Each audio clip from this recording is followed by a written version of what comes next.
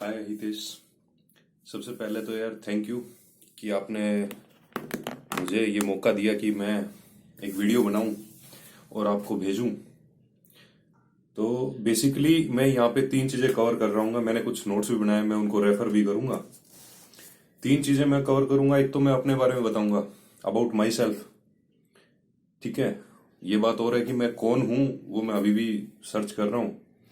दूसरा है कि ड्राफ्ट जो मैं प्रपोज किया है, जो मैंने प्रपोज किया है, जो ड्राफ्ट मैं सपोर्ट करता हूँ, जैसे राइट टू रिकॉल का वोट वापसी पासबुक नाम से ड्राफ्ट मैं सपोर्ट करता हूँ। और तीसरा जो है कि जो सपोर्ट जो है, मैं ना सिर्फ खुद सपोर्ट करता हूँ, लोगों से भी कहता हूँ कि आप सपोर्ट करें इन चीज़ों को। तो उसके लिए मैं क्या क्या कर रहा हूँ, इस पे मैं बात करूंगा। तो सबसे पहले जो टाई वाई मैंने लगाई है, कोट वोट पहना है, लग रहा होगा कि मैं पढ़ा लिखा हूँ। तो मैं बता दूं, मैं बीटेक हूँ आईटी में और एमटेक हूँ कंप्यूटर्स में। ठीक है, हरियाणा में रहता हूँ, भिवानी में। और भाई और क्या बताऊं, प्रोफेशन वाइज मैंने टीचिंग की है, कभी इंश्योरेंस में काम किया है, कभी वेब डेवलपमेंट किया है, कभी जो है एक कोचिंग एकेडमी खोल ली है। और फ्रीलांसर के रूप में मैंने टीम मैनेजर और प्रोजेक्ट मैनेजर के रूप में भी काम किया है। और क्या क्या किया भाई, बैंक में मैं मैनेजर रहा हूँ, पीओ लगा था। और अभी जैसे इंस्पेक्टर के रूप में काम कर रहा हूँ पोस्ट ऑफिस में। ठीक है, तो ये सब कोई किसी काम का नहीं है, आपके भी किसी काम का नहीं है, और मेरे भी मतलब इस वीडियो से रिलेट जो भी देखने वाले हैं उनके भी किसी काम का नहीं है। तो चलो, ये मेरा इंट्रोडक्शन हो गया, ये मैं निकाल देता हूँ यार। मतलब पहली बात तो गर्मी थी, ये सिर्फ मैं दिखाने के लिए कि मैं भाई बीटेक एमटेक हूँ। ठीक है, कोई फर्क नहीं पड़ता, कोई फर्क नहीं पड़ता आप क्या हो क्या नहीं हो इस देश में। ठीक है, कारण बताऊंगा मैं अभी, आपको भी समझाऊंगा और आपको ही समझाऊंगा। मैं आपको एड्रेस करूंगा हितेश, और आपके थ्रू फिर बाकी सब लोग भी जो है ना इस चीज को समझ जाएंगे। तो मेरे को लगा कि यहाँ व्यवस्था में बढ़िया सुधार हो सकता है। एक वोट वापसी पासबुक राइट टू रिकॉल हो जाए तो, यदि कुछ बड़े जो मंत्री शंत्री हैं उन पे और बड़े अधिकारियों पे यदि राइट टू रिकॉल हो जाए तो वो सारी की सारी व्यवस्था सुधर सकती है। लोगों के हाथ में यदि पावर रहे तो व्यवस्था सुधर सकती है। तो इसके लिए वोट वापसी पासबुक का कानून मैं सपोर्ट करता हूँ। हैशटैग वोट अंडरस्कोर वापसी अंडरस्कोर पासबुक। लेकिन कुछ चीज ऐसी भी है रितेश की, जिसे उसमें मैंने देखा कि मैं क्या चाहता था। असल में मैं ना राजा बनना चाहता था, और राजा बन के पूरी व्यवस्था को सुधार देना चाहता था। तो मैंने मेरे इस चीज पे काम किया भाई। मैं राजा तो बन नहीं पाऊंगा, आज की जो व्यवस्था है उसमें राजा बन नहीं पाऊंगा, व्यवस्था मैं कभी नहीं सुधार पाऊंगा। यानी व्यवस्था में बड़े लेवल पे जो एंट्री है वो मैं कर ही नहीं सकता हूँ। ठीक है, तो उसके लिए मैंने एक ड्राफ्ट लिखा फिर। तो राजा बनने की कोशिश है मेरे द्वारा प्रस्तावित जो कानूनी ड्राफ्ट है ना, state funded election, hashtag state underscore funded underscore elections.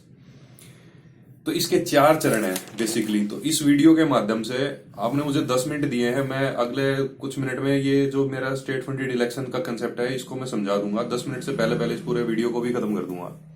तो ध्यान से थोड़ा सा ये सुन लीजिए। चार चरण है कि जो एमपी और एमएलए बन रहे हैं ना इस देश में, उन्हीं में से कोई मुख्यमंत्री, उन्हीं में से कोई प्रधानमंत्री बन रहा है। तो एमपी और एमएलए के लिए ना सबके रास्ते खुले होने चाहिए, यूथ के रास्ते खुले होने चाहिए। तो सबके लिए रास्ते कैसे खुल सकते हैं, मैंने एक ड्राफ्ट लिखा है और मुझे लगता है वो बहुत बढ़िया लिखा है। मैंने लिख दिया, मैंने क्या लिख दिया मतलब लिखा गया मेरे से। मेरी तो क्या औकात है यार, मतलब मैं ये सब लिखूं। तो उसमें चार चरण है भाई। पहला चरण है परीक्षा। ठीक है, परीक्षा या 2% लोगों का सहयोग, ये चरण एक है जिसमें या तो व्यक्ति 2-2% लोगों का सहयोग लेके आ सकता है। तो 50 लोग इस तरह से आ सकते हैं मैक्सिमम, और बाकी लोग 50 नहीं 40 आ जाए इस तरह से, और बाकी लोग परीक्षा के थ्रू। पहले चरण में परीक्षा, दूसरे चरण में खुला मंच। ये जो 100 लोग इस चरण एक से आएंगे ना, थोड़ा सा मैं जल्दबाजी कर रहा हूँ इस वीडियो को बनाने में क्योंकि मुझे टाइम लिमिट मेरे दिमाग में चल रही है। ठीक है, तो वो बात रहेगी। तो पहले चरण में 100 लोग एमपी एमएलए के लिए जो है ना आ जाएं पहले चरण से निकल के, जिसमें मेरे जैसे लोग भी हों और आप जैसे भी जो भी करना चाहे। मतलब यार सोचो यार, इस देश में यार आप आईआईटी से पास आउट हो यार, आप व्यवस्था में कुछ करना चाह रहे हो, मेरे को लगता है चाह रहे हो नहीं चाह रहे हो मुझे नहीं पता, बट यदि चाहते हो, यदि चाहता है कोई, हितेश साक्य ना चाहे कोई और यदि चाहे, तो क्या वो कुछ कर सकता है? नहीं कर सकता। वो अपनी खुद की सोसाइटी बनाओ, पहले पहले वो अपने लिए पता नहीं क्या क्या करो, पहले पब्लिसाइज करो। क्यों भाई, एक रास्ता क्यों ना हो उसके लिए, एमपी एमएलए बनने के लिए एक रास्ता। तो पहला चरण हो गया भाई, परीक्षा हो या 2-2% लोगों का सहयोग हो, 100 लोग आ जाएं इस चरण से। दूसरे चरण में क्या हो भाई, दूसरे चरण में इन 100 लोगों के लिए एक प्लेटफॉर्म दिया जाए, ओपन प्लेटफॉर्म, ओपन मंच, इसको न्याय मंच के रूप में मैं बोलूंगा, खुला मंच। इसमें वो उस एरिया की, जैसे एमएलए है तो एमएलए का जो एरिया है, एमपी है तो एमएलए एमपी का जो एरिया है, वो उस एरिया की समस्याओं को एड्रेस करे।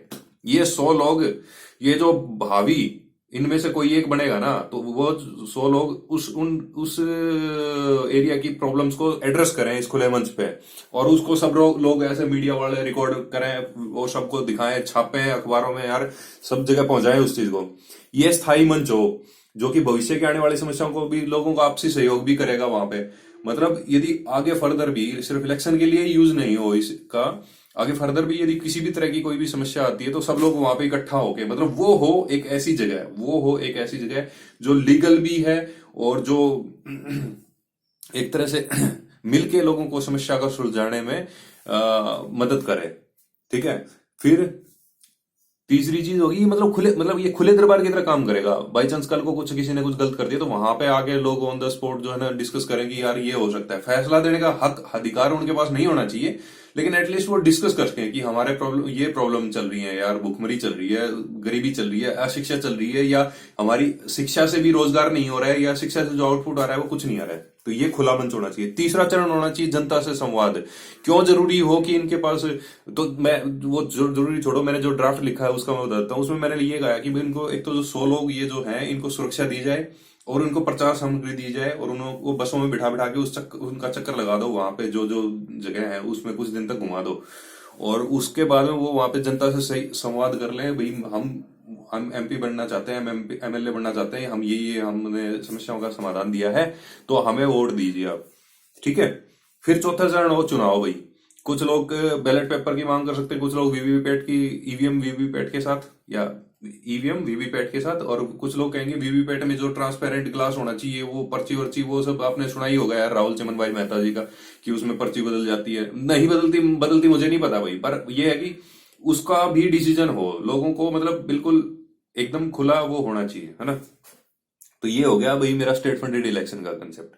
फिर आगे हम मेथड, इसको प्रचार करने के लिए मैं क्या कर रहा हूँ रनिंग के अलावा, जैसे फेसबुक पे लिख रहा हूँ, ट्विटर पे लिख रहा हूँ, या यूट्यूब पे वीडियो पोस्ट कर रहा हूँ, या लहर ऐप पे लाइव डिस्कस कर रहा हूँ। इसके अलावा जो मेन मेरा जो इसका वो है ना प्रचार करने का तरीका, इस चीज को प्रचार करने का तरीका, वो है रनिंग। मैं रनिंग करता हूँ।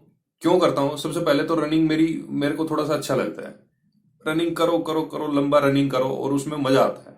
ठीक है, मैंने इस मजे को ना इस प्रचार से जोड़ दिया भाई हितेश। मैंने इस रनिंग को इस प्रचार से जोड़ दिया। मैं जब 10 किलोमीटर रनिंग करता हूँ और उसको पोस्ट करता हूँ कि मैंने 10 किलोमीटर रन किया है स्टेट फंडेड इलेक्शन के लिए, वोट वापसी पासबुक के लिए, तो भाई मैंने तो अपने मजे में रनिंग की थी, साथ में जो मैं चाहता था जिनका प्रचार वो मैंने डाल दिया। तो लोग कह रहे अच्छा 10 किलोमीटर रनिंग, पहले बात तो उनके कान खड़े हो जाते हैं, अच्छा तू 10 किलोमीटर रनिंग, मेरे दो दोस्त हैं, एक दो दोस्त बोलते हैं यार कैसे कर लेता है। मैं थोड़ा सा अपने आप की यहाँ पे बड़ाई कर रहा हूँ, मुझे पता है, बट वो बोलते हैं यार मतलब तू 10 किलोमीटर अभी भी भाग लेता है, 10 मिनट पूरे होने वाला है, थोड़ा और बोल दूं।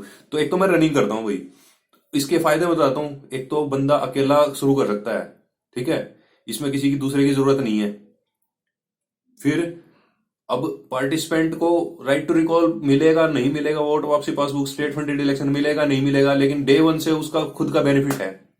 ठीक है, और क्या है, वर्ल्ड प्रॉब्लम को एड्रेस करता है, क्लाइमेट चेंज। लोगों को यदि 10 किलोमीटर जाना हो तो वो बाइक निकालेंगे, कार निकालेंगे, स्कूटी निकालेंगे, और मैं क्या कर सकता हूं, यदि मैं दौड़ पाता हूं तो मैं वहां पे दौड़ के जा सकता हूं। सोचो यदि 100-50,000 मतलब 100,000 लाख लोग यदि इस तरह से यूज करने लगे, कितना सारा मैं ईंधन बचा पाऊंगा। बड़ी प्रॉब्लम भी एड्रेस कर रहा हूं मैं, क्लाइमेट चेंज की। बड़ी बात है, क्लैप कर सकते हो आप। चलो, बहुत बहुत धन्यवाद हितेश भाई, आपने मेरे को समय दिया, आपने मेरे को ये मौका दिया कि मैं एक वीडियो बनाऊं सुपीरियर सोसाइटी के लिए। तो आपके थ्रू मैं सभी सुपीरियर सोसाइटी के लोगों का भी अभिनंदन करता हूं इस वीडियो के माध्यम से। बहुत बहुत धन्यवाद। जय हिंद। 10 मिनट हो गए हैं। जय हिंद।